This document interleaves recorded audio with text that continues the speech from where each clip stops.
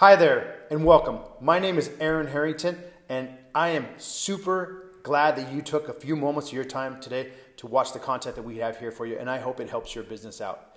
I was one of the top real estate agents in the United States, and now I'm channeling everything that I learned into helping new and upcoming real estate agents and those real estate agents that are struggling out there as well. Let's be totally real for a second here. I'm making these videos to get exposure from my coaching company. And yes, I make money through coaching fees. But here's the truth. There's not one single person in real estate who, if they stuck up their hand right now and said, I need help, then I'm not going to give 20 minutes to free of charge. Why? Because it takes an immense amount of courage to raise your hand and say, I need help. And I want to recognize that. So if you're struggling right now, maybe you're running out of money. Maybe you're even thinking about getting another job. Don't waste another second. Click on the link below to get on my calendar. It's totally free to get on my calendar for 20 minutes. And at the end of my life, if somebody was to come back around to me 15, 20 years down the road and say, Aaron, that 20 minutes that we had on the phone, it kept me in the game. It got me headed in the right direction. I made a ton of money and I totally transformed my life. That would mean everything to my life. So get on my calendar if you need help. If you're not ready for that conversation yet, then no problem. Stick around. Let's watch the excerpt here and get you some valuable real estate information about building a great real estate business. The full class, which is available to you free in the links below, runs about 2 hours. I just put it together. It's awesome. It's everything that I had plus what I learned along my journey to help you grow and go faster. So once you start seeing success, and you've built your business to a place where you can afford a coach, I'm hopeful and confident that you'll consider me. So without further ado, let's dive into today's topic. Let's talk about gold time. In gold time, we do a lot of calling. Some of you may not like to call. That's okay, but I want to give you a story. I met a woman one time who got into real estate. And her previous job before real estate, she was a caller for a dating service. And she would literally call men straight out of the phone book for this dating service. She got into real estate and she took her calling skills into real estate with her. No fear, call anybody, talk to anybody. She made over $9 million in 1 year selling real estate. So you might not like talking on the phone, but talking on the phone is very powerful. And it's a lot more rewarding than calling people blindly out of the phone book for a dating service. You can make a lot of money with great phone skills. I want to talk about a couple of different basic phone calls that we make and how those can help you with your career. Let's get started. Let's jump into this. Number one, the number one reason we call people is to deepen the relationship. So we're going to use a process called FORD. No, not Ford the truck or car. This is FORD, the acronym for family, occupation, recreation, and dreams. If you ever get stuck in a conversation, you can go into Ford, pick a letter, get into that topic, and get the conversation going. Family. How's the family doing? How are the kids? Still playing soccer? Family. Occupation.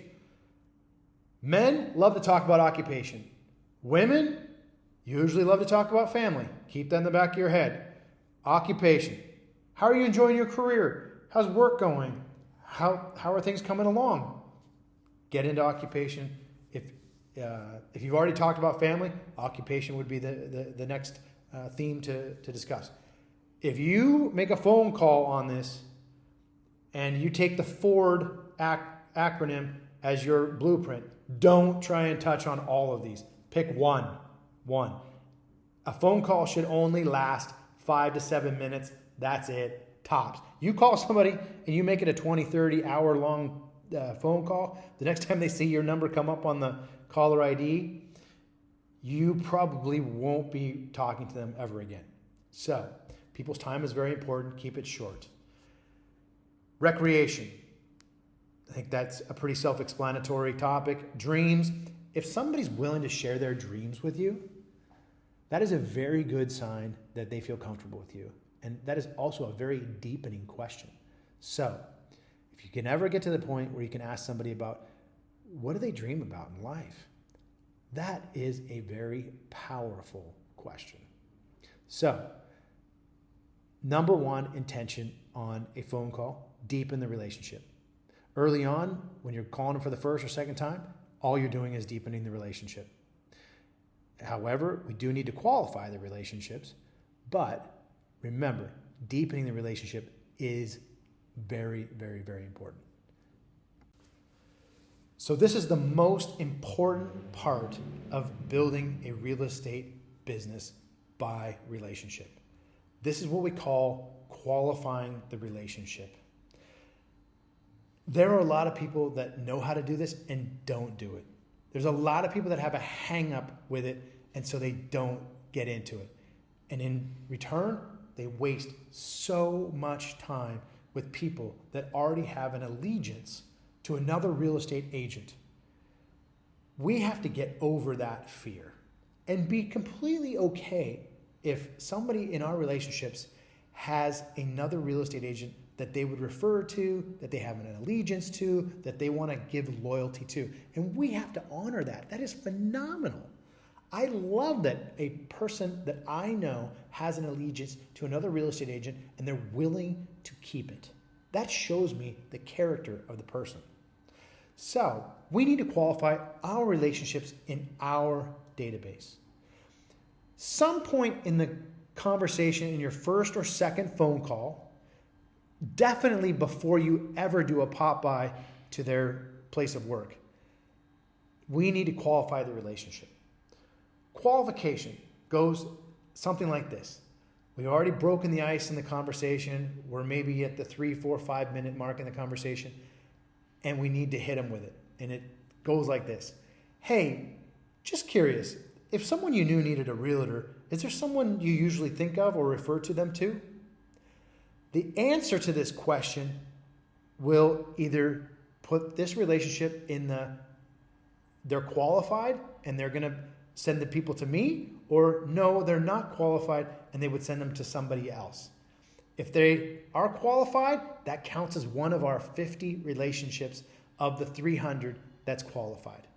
But we have to ask the question. And so many people get lost in fear in asking the qualifying question. Another way you could ask it would be, I always appreciate referrals. It means a lot coming from friends. I was just wondering, do you already have someone you typically send people to when they mention real estate stuff? If they say, no, I would send them to you. I really appreciate how hard you're working, and I see that you're really dedicated to this. I would send them your way. Great. I would take great care of them. If there's anybody that you need help with, just send me the name and phone number, and I'll get right on it.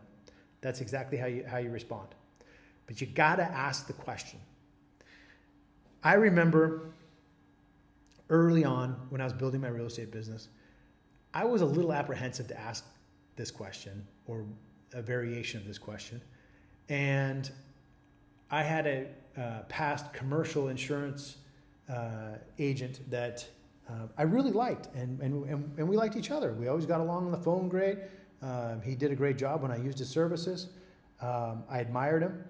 And so for weeks, I'd stop by his business, do a little pop-by, take him a little box of chocolates, some caramel corn when it was Oscars night, bottle of wine. I think I was maybe 4, 5, 6 times that I'd pop by his place of work, and I just thought to myself, what do I got to lose? And I said, Mike, I'm just curious, if you knew somebody that needed a realtor, is there somebody that you usually refer to? And he said, Aaron, my sister's in the business. If I didn't refer to my sister, I would get killed. And I walked out of there. And at that day, I realized the power of this question and qualifying relationships. I wasted so many hours going by Mike's place of work. And after I made that decision, I was going to qualify all the relationships in my database. I quit wasting time, and my income really started to head in the right direction. So I want you to remember my Mike situation and qualify your relationships so you don't end up stopping by somebody's place of work or home 6, 8, 10 times and then finding out that their next door neighbor put their house on the market with the daughter of the relationship you have. You've got to do the qualification. This is what you get paid to do. This is the bread and butter of running a by referral business. Another way you could ask, have any of your friends or coworkers mentioned moving or mentioned real estate lately? I love helping people even just with advice. And they may say, no, they haven't. And if they did, I'd probably send them to my Aunt Beth, who works the area. If you hear that, obviously they have an allegiance to somebody else, in which case that relationship is not qualified. So we have to move on. Another way you could ask, hi, I'm just curious, if someone new reached out to you for advice with real estate, do you have a real estate person to send them to? And if they said no, I'd send them to you, then that is a qualified relationship. We need 50 qualified relationships in 6 months. 300 new relationships, 50 qualified relationships. If you hit those numbers, you are going to blow up. You're going to make a lot of money. Just need to follow the plan. So the answer to the qualifying question determines the path forward with the relationship. So you popped the big question, the qualifying question, not the will you marry me question. I've done that. So you pop the question and they answer, no, I don't have anybody. I would send them to you.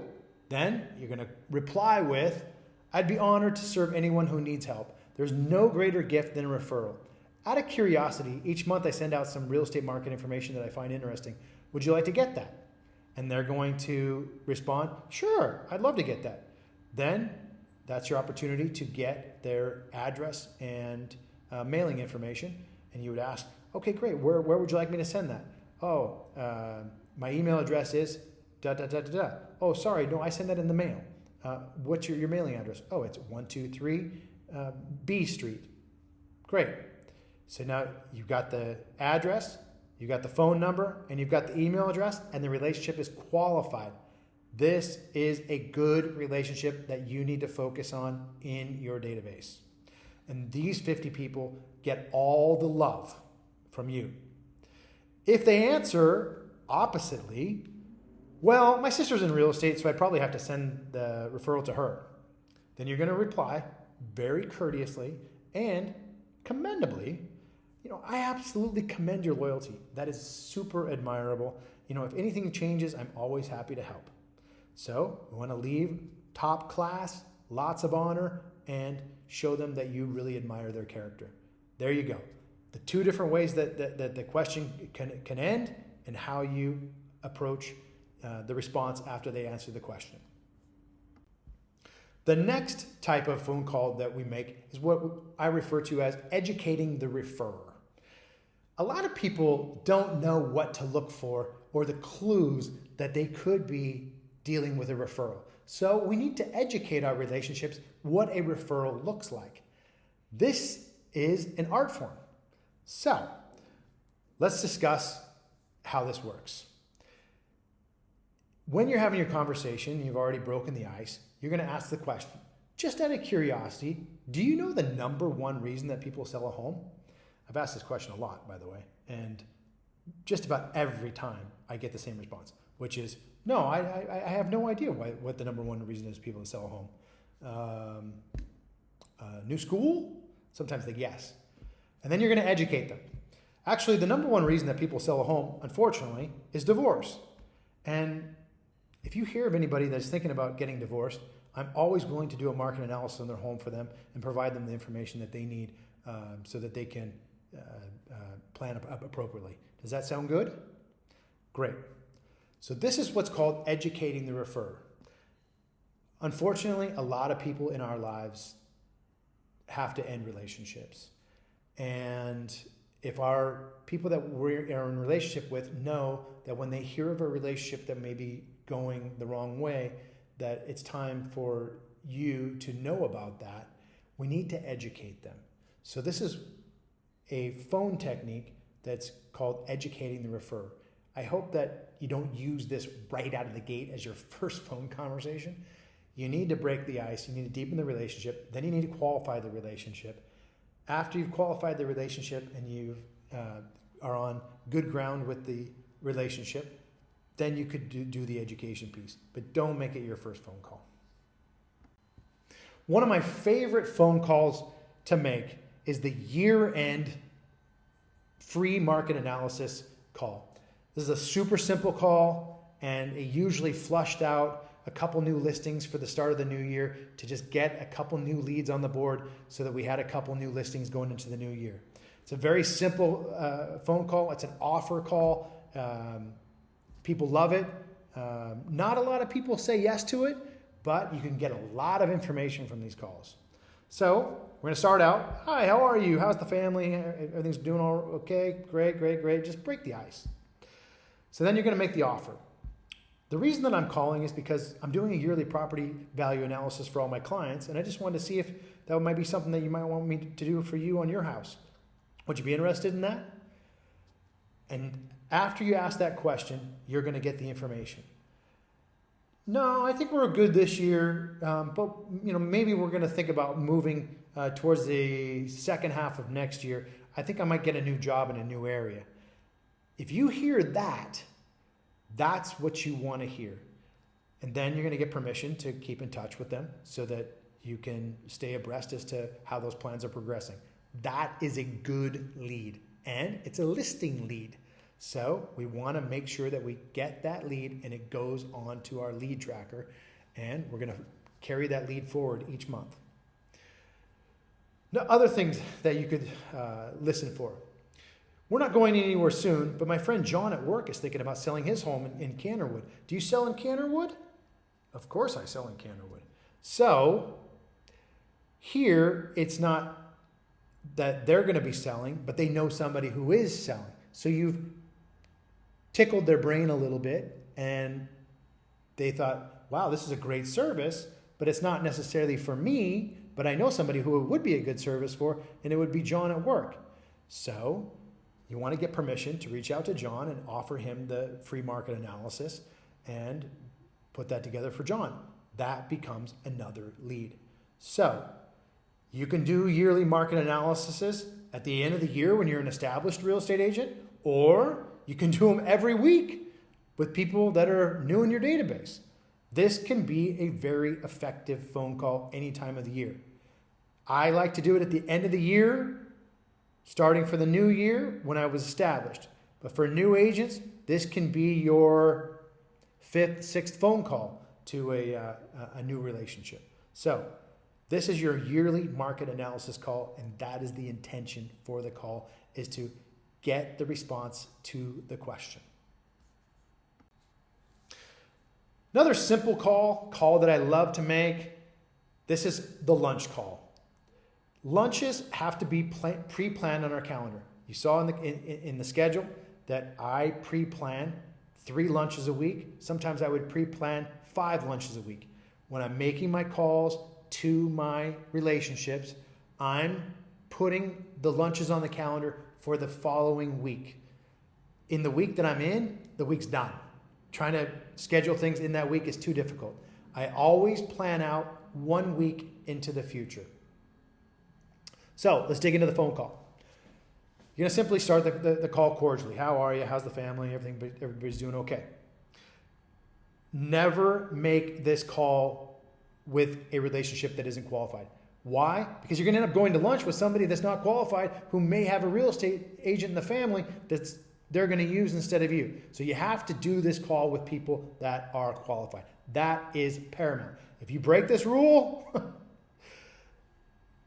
I told you so. You're going to waste a lot of time and money. So you're going to get right into it. John, the reason that I'm calling is to invite you to lunch. I have some time available on Monday at 12 or Wednesday at 12. Notice there that I'm trying to put them into my schedule. Would either of those times work for you? I'd really like to hear more about your business. So I'm setting this up. I want to have lunch, and I want to hear about your business. I'm not going to go there, shoot the bull for 45 minutes. I want to have lunch, and I want to talk about business. Most of the time, you're going to be able to schedule these lunches with the people that you call if they answer the phone. Keys. You want to offer 2 time slots. Next, you're going to make a reservation at a restaurant that you know well. Maybe you even have a standing time there that you have an open table at. You don't want to make this an extravagant lunch. Just because the person lives in a $5 million home doesn't mean you have to eat at a Michelin restaurant. Keep it quaint and simple and affordable. You invited them, you're paying. So keep it quaint, keep it simple. Don't choose a place that has too much noise and you can't hear each other. That's annoying. Find a place you like. If you have an area that's significantly vast and hard to reach just one location, maybe you have a north location, an east location, a west location, a south location. I had an east and a west location. And if I did lunch on the east side, I try to do all my lunches on the east side for that week. So plan out what places that you're going to use for lunch. Make sure that you got free parking, it's affordable, it's cute, it's quaint, the food's good, and that the experience is going to be what you want. The lunch lasts 45 to 50 minutes and it's over. No 2-hour lunches, no hour-and-a-half lunches. Don't go over the time. You need to put on an aura around you that you're busy, you're moving, you're shaking. You got to get to the next thing. Time is money. You got a lot going on. People need you. You need to bring that energy with you. If you sit there for 2 hours like you got nothing going on, they're going to have a hesitancy in referring you out. Finally, at the lunch, no drinking alcohol. I don't want that to get away from you. I don't want it to ruin the rest of your day. I don't want it to ruin your momentum. No drinking. People don't like a good drunk. My grandfather used to say that. So, stay off the alcohol, make it a good lunch. That's the lunch call, and that's some tips around doing a lunch. All right, so we've talked a lot about phone skills here and calling skills. Remember, you got to have an intention. You got to have a purpose for the call. You got to have that set up before you go into the call. Don't just call and chit-chat. They'll never answer the phone again, and they will not take you seriously as a professional. You've got to have a reason for the call. No call lasts longer than 5 minutes. I have a little hourglass on my desk for a phone call. When the hourglass is done, I am done because I am an extreme extrovert and I can ramble on for hours. Not good. You might get a glass timer of your own. You want to block out all the distractions that you have to make these calls. This is your lifeblood making these calls. YouTube is not your lifeblood. Your social media is not your lifeblood. Scrolling is not your lifeblood. Swiping is not your lifeblood. You need to focus. Close the door on your office. Nobody comes in while you're making your phone calls. I don't want any devices open on your desk while you're making your calls. I want you to focus on the relationship. Show the relationship that it is important and that means a lot to you. If you do that, when they have a very important decision to make on who do they call to send a referral to, they're going to choose you. So block out everybody else's agendas and stay focused on your own. One of my very favorite activities in Gold Time is personal notes. I built a very good real estate business on personal notes. I wrote a lot of personal notes. I have to say, as I got more busy throughout the years in real estate, personal notes got away from me. Personal notes were always a great thing for me to show gratitude to other people.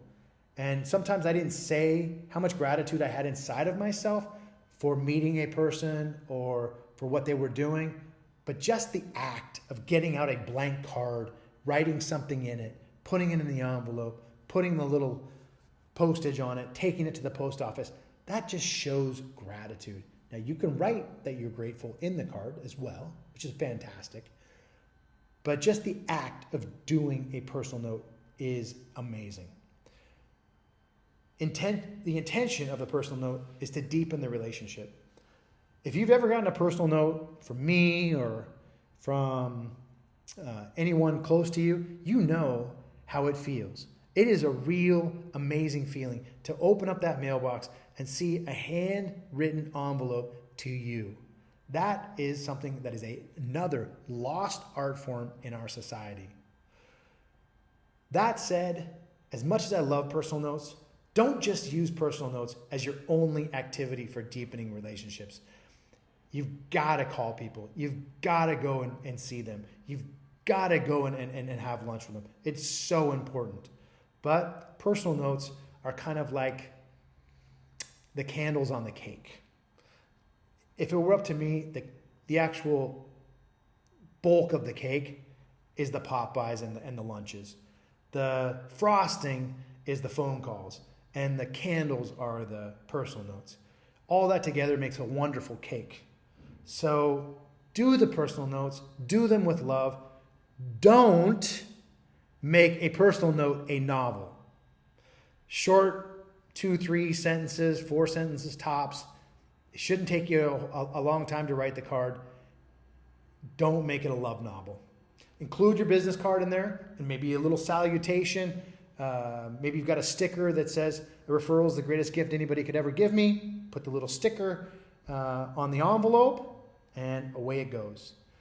You need to schedule an hour of time in your calendar each week to stay up on your personal notes. Personal notes are such a great way to reflect on what you are grateful for in your life, and especially in this relationship. And if you can continue to keep that gratefulness top of your mind, you're going to have a business that you'd love to come to because you're going to be inspired. You're going to have motivation. You're going to be serving people. Don't overlook the power of a handwritten personal note. All right, let's talk about Popeyes. Popeyes are a super impactful, deepening relationship activity. One of the best things that you can possibly do for your business. Again, we're only doing Popeyes with people who are qualified relationships in our database. This means that they have said that if they heard anybody was thinking about buying or selling a house, they would refer to you. That is what a qualified relationship is. So, let's talk about Popeyes. We need to be very intentional and proactive with this. The intent here is to deepen the relationship. If you remember back to our calendar, on our calendar, we have 3 hours, 4 days a week in the afternoons dedicated to going out and seeing the people that we are in relationship with. That could be at their place of work again, or it could be at their home. So we need to know where those places are at. That's why having an address is so important. How are we going to know who to go see, especially if we sell real estate in a very vast area? In Seattle, we've got a lot of water around us. Water divides people. We've got mountains. So I would use a mapping software to map out 5 to 10 people in specific areas. When you're out there, you want to have the gifts with you. I always had a ton of gifts in the back of my car, an assortment of gifts. They always had my tagline on them. A referral gift is the greatest gift that anybody could ever give me. I had coffee mugs, I had bottles of wine, I had chocolates.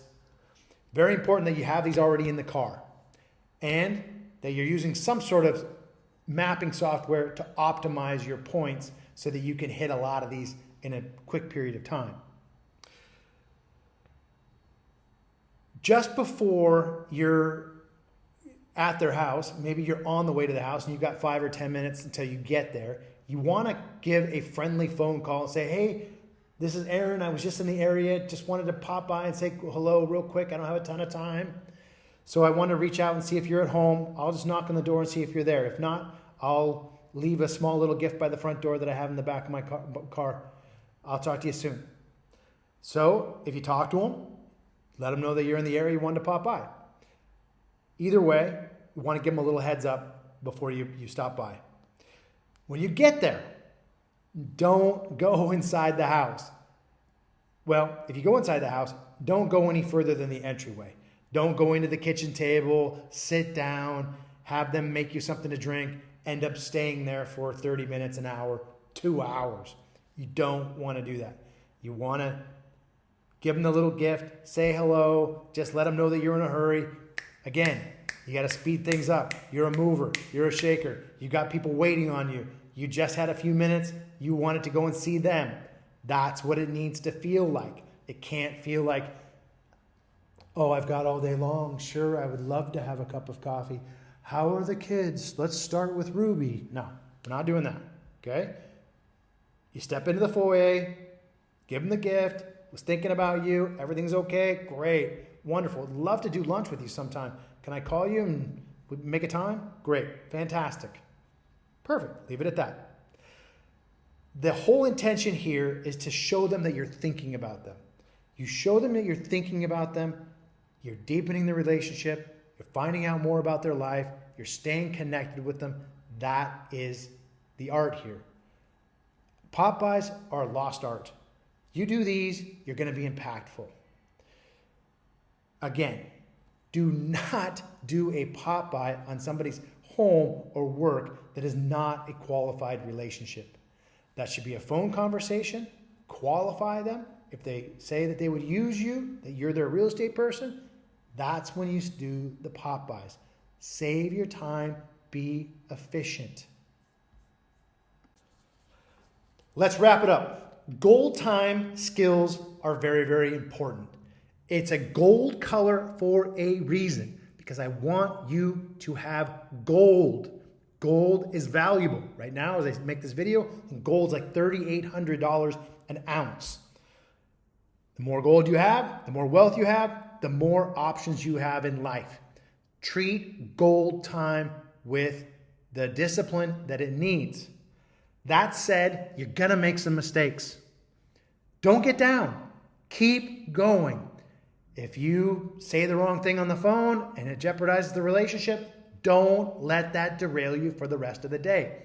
You've got to develop an emotional maturity to keep going even through mistakes. Next, ingrain in your mind that this is your job. Your job is making the phone calls, 15 phone calls a week. Your job is writing 20 personal notes. Your job is going out and seeing 15 to 20 people. Your job is going and having lunch with 3 to 5 people a week. That sounds far from you're a real estate agent, you sell real estate. Your job is making relationships. That is your job. Making the calls, writing the notes, going and seeing the people, breaking the bread. That's where it all starts. That is the job. That is the work. Accept the job. Accept the work. If you do that, this is going to be a heck of a lot easier. You also need to be planned out the day before this begins. If you're trying to make the plan in the morning, the day of, and everything's hectic and chaotic and things are going right and left, kids are late for school, you get out of the house late. If you don't have your week planned out on Sunday for the week, this is going to get super difficult and you're not going to hit your goals. You need to plan your week on Sunday. You need to plan your work day the night before it starts. Ideal. This is not an easy deal. 86% of people that try this fail.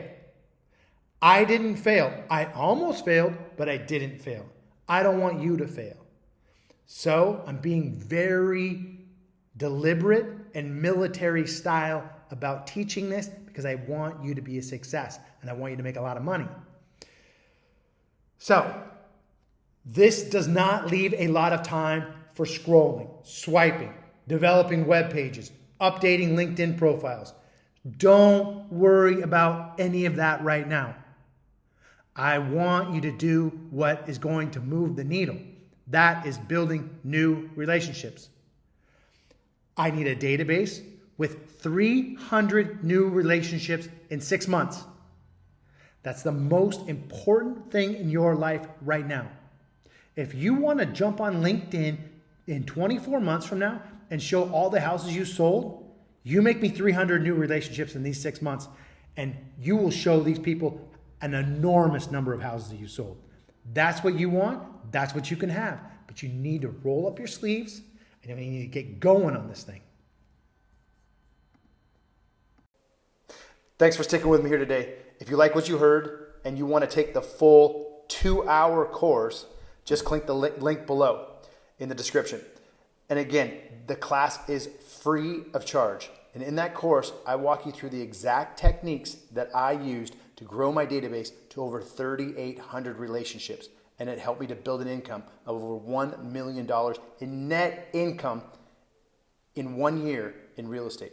And if you got any value out of today's video, can you please hit the subscribe button below so that you don't miss any new material that I come out with here on YouTube. Thanks again for watching, and I will see you in the next video. Take care.